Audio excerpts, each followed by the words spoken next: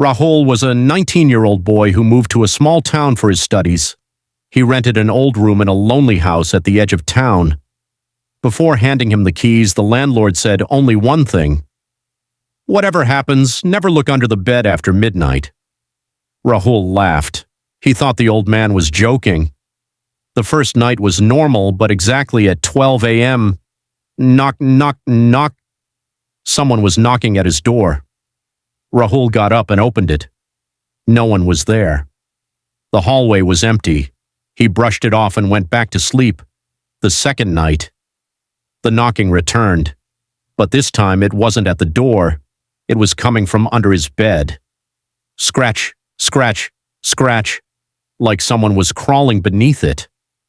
Rahul froze. He remembered the landlord's warning, never look under the bed. Terrified, he pulled the blanket over his head and somehow fell asleep. The next morning, he checked under the bed. Nothing. It was empty. On the third night, the power suddenly went out. The room was swallowed by darkness. Then, right next to his ear, he heard a whisper. "Rahul, look under the bed." His body went cold. He was alone in the room. The voice came again, softer this time. "Just once, look under the bed." Rahul grabbed his phone and turned on the flashlight, but fear stopped him. The next morning, he asked the landlord, "Who stayed in this room before me?" The old man became silent. After a few seconds, he replied, "A boy, about your age." "What happened to him?" "He disappeared 3 months ago." "Disappeared?" The last thing anyone heard was his scream from this room. Rahul felt sick. That night, he decided he would find out the truth at exactly midnight. The scratching started again, but this time the bed began to shake, slowly, violently, and then he heard fingernails scraping against the wood beneath him. Scratch, scratch, scratch. Then a weak voice said, "Rahul, help me."